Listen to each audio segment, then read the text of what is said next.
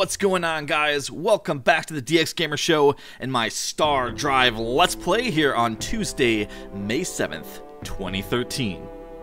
My name is OperationDx, and we're gonna go ahead and kick this episode off by building a cruiser, because I definitely want to go ahead and show off some of the bigger ships before we go ahead and close out this Let's Play series. So I thought I was going to go ahead and get this series done today, Tuesday, but I'm under some pretty heavy time constraints, so I'm going to break this up into 2 episodes, and then we'll try to get this finished up by Wednesday. Not to say this episode is necessarily going to be short, because it's probably going to still run for about a half an hour, but let's go ahead and get this one started, shall we? So you have a lot more room to work with these bigger hull designs, and it takes a little bit more thought and a bit of creativity when you're placing things down, but this is pretty much how I start off my designs. I throw in the engines, and then I throw in the weapon systems. Now, we're still not in the top tier level of technology as far as our tech tree is concerned. Here we're using basically phasers. We have all phaser turrets, and then we have the big heavy mount phaser array in the front. Now I'm going to play around with a couple of shield ideas for defensive measures. We're using the remnant shield, and then I definitely want to get a canopy shield. This may be overkill here because I'd like to use the remnant reactors. Again, I want to note that usually in this kind of ship you would use the antimatter reactor or even the engineering bay. We've actually yet to unlock either one of those, so we're using the next best thing, which is these remnant reactors. And this probably isn't exactly the best choice for this class of ship, because then you start running into a power versus space kind of arrangement. And the antimatter reactor and engineering bay definitely are more optimal for this kind of thing. But like I said, we haven't quite unlocked them yet, which will kind of spare us a couple things though, because like I said before, if you do lose those antimatter reactors in battle, they get punctured or whatever, you pretty much lose your entire ship because they're too devastating when they explode and they pretty much wipe you. However, on the other side of the coin, there's a lot of redundancy, so everything kind of has its own power unit, which means if, you know, your power core is severed somehow from the rest of your ship, your weapons will still fire because they're under their own power. And typically, if you're running a antimatter reactor or an engineering bay, you run power conduits throughout your ship to power your different systems. And we're not doing that at all, where basically we have, like I said, individual power systems for each zone. So now we're just kind of playing around with a couple of ideas here. Throwing a couple of these drone units on here to do repairs and stuff is kind of a good idea. These kind of things become almost like a jack of all trades, and you don't tend to use the lighter ships depending on how agile and stuff this is. Now, because this ship is pretty much all warp engines, it's not going to have a lot of maneuverability and non-FTL speed. That's pretty much the reason why we want to make sure that all these weapon systems, very similar to the frigate, fire in every single direction. That way we can have DPS coming out and pretty much all angles are covered.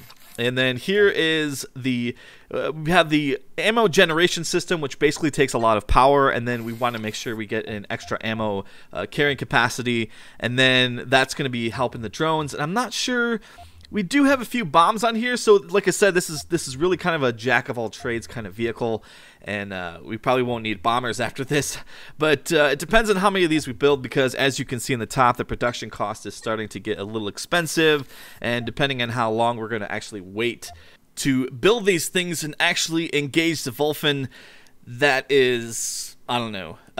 But we do have those specialized production planets basically, and we should be able to pop these out pretty quick. They have all got shipyards and all that stuff. Now, something I didn't really show in this Let's Play series, and I almost kind of should, is platform design and station design. We haven't really kind of played with that at all really through this Let's Play series. If I ever do another one, perhaps maybe I'll throw those in, but we're so close to winning the game that I'm pretty much largely going to ignore that final part. Sorry, guys. And another thing we didn't really do, and it was also mentioned in the comments, is we didn't really use our spies in an offensive manner, which is something else I probably should have done. Anyhow, now we're going to set up the arcs for the weapon systems, and, you know, we kind of Gonna try to maximize these as best as we can. The fire angle on these weapon systems are pretty much the same exactly as the fusion ones. They've got about a 45-degree fire arc, and we can obviously put far more of these on here, and these phasers do way more damage than the fusion beams, so this thing is actually pretty mean. If we actually only build a couple of these, we're gonna be just doing so much damage. And we got a nice rear-facing kind of thing here. We've got 2 in the back, and we can do a lot of damage just like up front. In fact, this thing can almost do more damage if it's turned around, and that tends to happen quite often. So I like to make sure that I have a lot of DPS on the back half of the ship. Now again, normally you see I've got a couple of spots of armor in the front and the back of the ship here. Now if we did have that antimatter reactor, we would make sure it had full internal bulkheads and full external armor to make sure that didn't get penetrated. Of course, we'd have less weapon systems and we'd do less damage, but we'd be much more protected. And then of course we'd have to make sure that we had actually more ships in the fleet. With this, we only need a couple of ships, and we'll be able to do a ton of damage. Now, I have no idea what the enemy looks like as far as Evolfin, and that's just another one of those things that I probably should have worked on or taken a look at, is sending scouts over to their systems to see what exactly they have, because we basically have no idea what we're facing. We do know by the stats, kind of, we have a good idea that we are superior in technology and superior in our military, so I'm not really too worried for this particular game, but if we were playing on a harder difficulty level, I definitely would probably want to send some scouts over there and check out to see what they have. Maybe even let the ships fire on my scouts to see exactly, what kind of weapon systems they're working with. Now, the Corgezine Collective mainly seemed to be working with ballistics. They had a couple of missile systems on some of their ships and stuff, so they went the other route, and I went up pretty much just the energy route, and that's kind of the direction I like to go.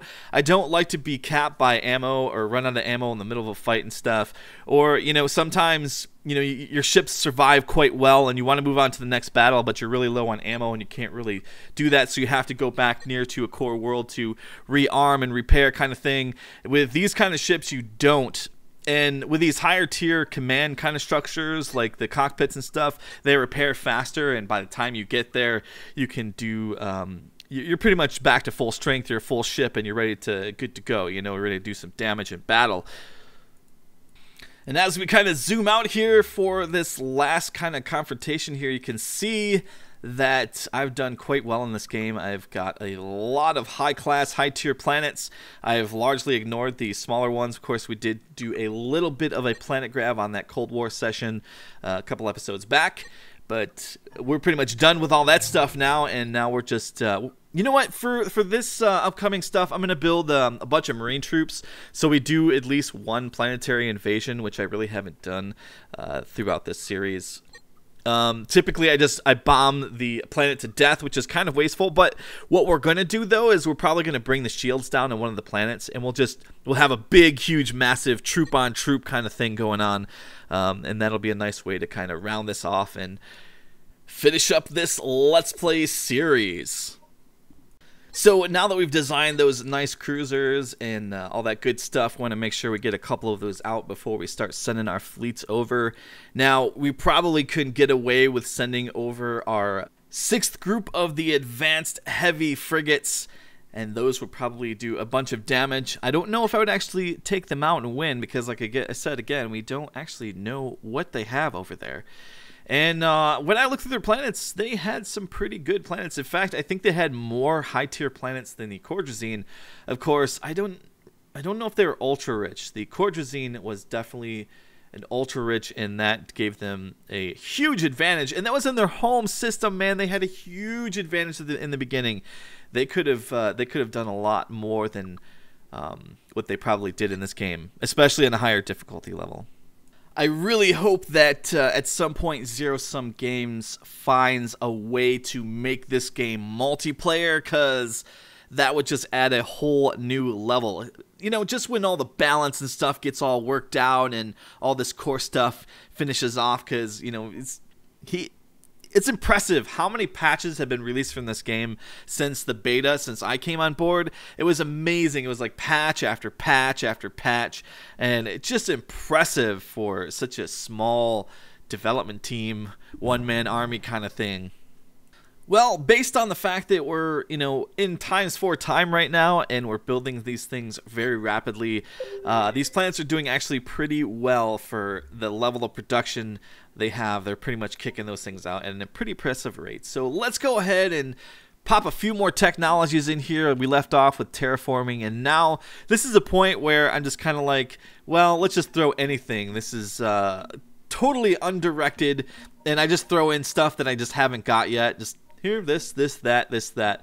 Now, we're probably not going to go ballistic, so yeah, but none of these things are going to get used. Well, with the game time sped up and those cruisers almost finished, I'm going to go ahead and start getting my fleet into position. But not to worry, I am going to wait to get those cruisers out and finish, because I definitely want to see how they hold up in combat. Obviously, they're pretty advanced, and they're probably going to do a ton of damage. Well, it's not like this is really that big of a task. We've only got 3 groups to move around, and we'll go ahead and create that cruiser group here in just a second.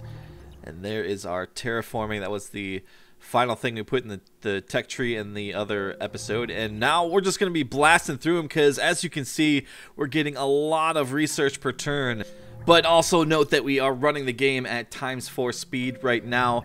Pretty much the only time that we've actually taken the game out of real time. And I'm just trying to save a little bit of time here towards the end, because we still have a little bit to do before we finish this whole series out.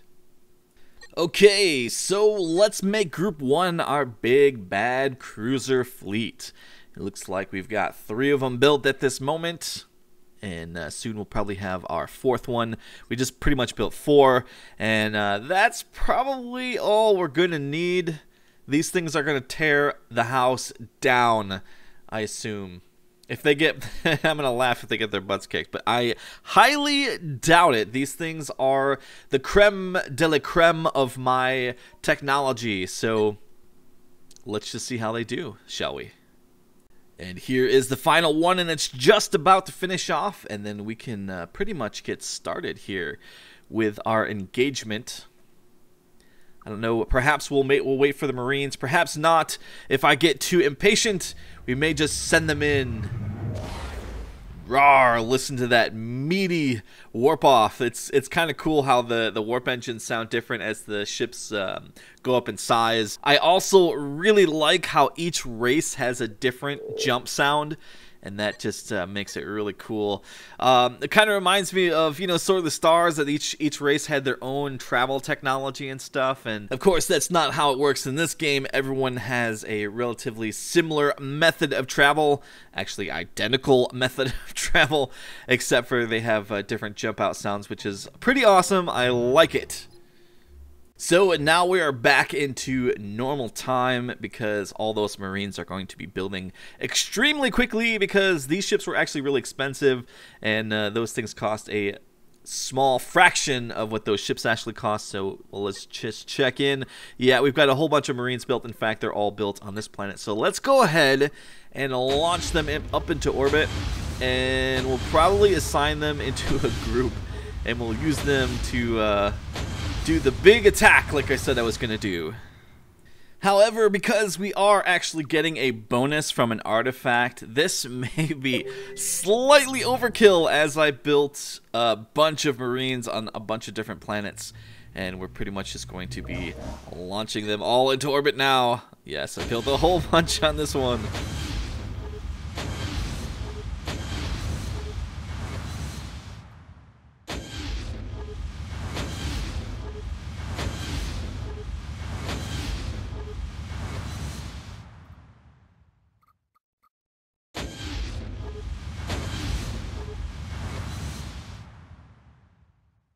It's kind of funny how I get a little over aggressive on my mouse clicking, and then I miss the button entirely, and then it closes the menu out and I have to select the thing again. I do that a lot in this game. Because I'm just a little bit too, like, I'm just trying to get this done. Get it done, get it done. And oops. Oh, I missed. Oh, silly me, silly me. Round 3. So, do you guys think we got enough Marines here? I don't know. Maybe I should have built a few more. Something to note interesting in the patch, though, about the Marines is now they each take 0.5 population to build, which I think is a great idea. So you can't really spam them in the beginning and cause all kinds of damage, because I guess people were doing that. So I'm not the only one using the exploity type thing there with the Marines. And round 4. Just 1 or 2 Marines. Nothing to see here. Although, by launching all these Marines on my best 4 production planets, I'm basically leaving these planets defenseless. I mean, of course, they do have planetary shields and planetary defenses, so they could hold out for a little bit, but not against a large fleet. I'm not really too concerned about it, though, to be honest, because it's not very likely that they'll hit all 4 planets at once, and I'll be able to backtrack and save the day with my fleet, but it may not even come to that. Well, I think there's been entirely too much time spent in this episode not fighting and blowing stuff up, so what do you say we fix that? So let's go ahead and move our ships in on the final race in the game and see what is what. I would like to get my advanced cruisers into battle first to see what they're kind of capable of, and then maybe we'll have the frigates come in and back them up. But this doesn't always go that way. Sometimes you tell the ships to go somewhere and they jump out of warp a little too early or a little too late, and it's just kind of how it goes, I guess. But here we are, encroaching in, and very soon we'll have to initiate diplomatic relations and tell them, it's over, Wolfen! It's over. I am actually quite curious to see what we are going to stumble upon here when we get into visual range of their fleets. I really don't know what to expect here. They are the warlike race in this game, although not too long ago they were pretty much number 3, as the Courgezine was number 2 in military. The Courgezine was number 1 in military. I was number 2 until the battle took place, and then I became number 1, and the Wolfen became number 2. I am kind of curious how those numbers are calculated, because I think it's actually based on numbers and sizes of ship and not technological level. Clearly not, as we were number 2 when we engaged the Courgezine, and we were vastly superior in technology in those ships. Okay, let's see. What's what here? I don't see any cruisers. I see frigates, and I see corvettes. Actually, I'm not sure what their ships look a little different, so I'm not sure which ones are the cruisers and corvettes, but it looks like, well, maybe they have 2 cruisers. Is that right? Or 3? And then the rest are corvettes? I can't tell what I'm looking at here. What am I looking at? Okay, so these bigger ships, they've got to be cruisers. Those are cruisers, and then we got a couple corvettes and a couple of destroyers. Okay. So that, but still, it's not very big. Anyway, let's go ahead and get this shindig started here, and we're going to declare war. And these guys actually should love this. They actually didn't even seem to get angry about it. They're like, war, yeah, war. Well, I think I'm going to play my war march, because I specifically wrote it for this game anyways. So here's the war march.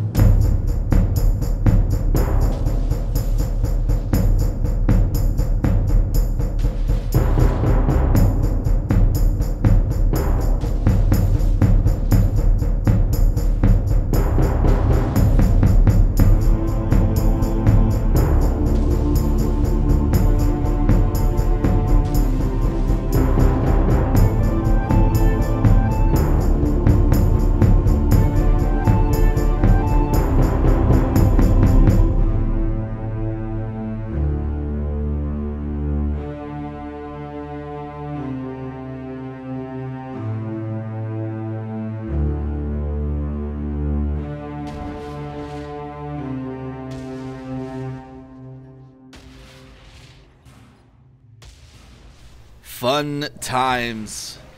Okay, so now we're going to go ahead and put all of our Marines to good use. So we're going to go ahead and knock their shields down.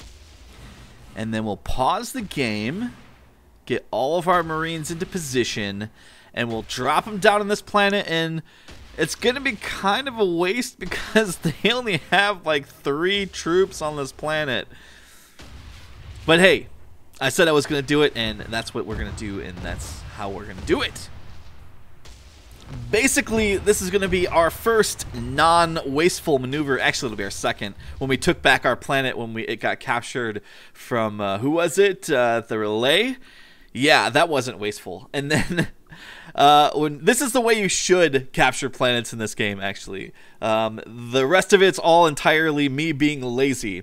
But basically, just drop your troops down, and then you take out all their troops, and, you know, you pretty much blow up all their defensive buildings. And you win.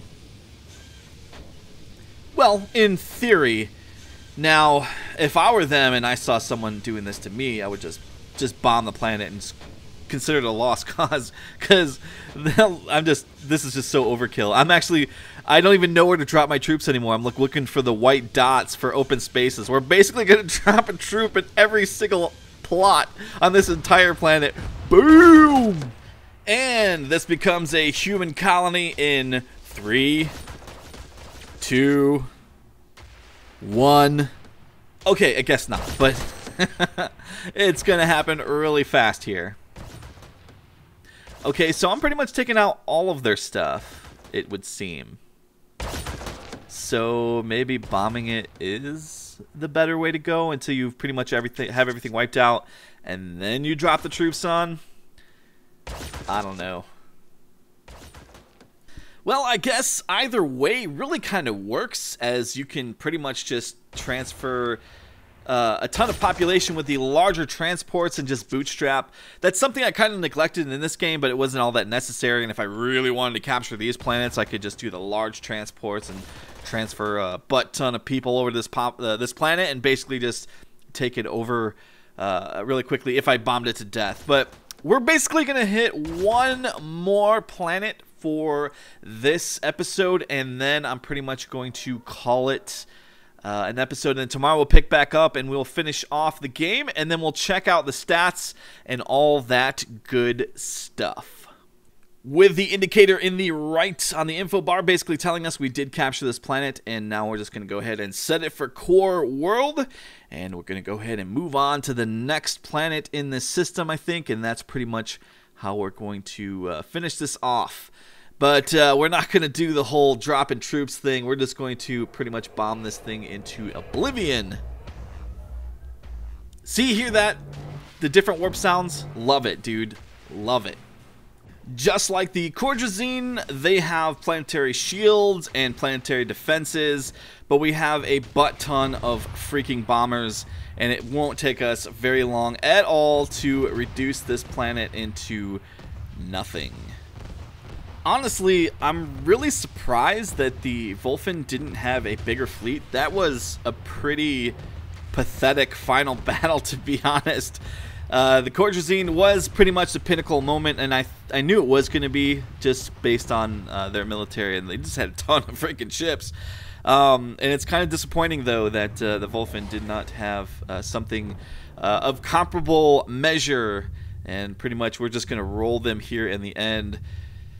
Oh, quite sad, but it's been a really fun Let's Play series. And with the info bar basically telling us this planet has fallen, that marks the end of this episode. Tomorrow we'll check out the final episode and check out the stats and all that good stuff. But until then, thank you for watching the DX Gamer Show and my Stardrive Let's Play. I'll see you guys tomorrow for the final one. Take care and have a great day.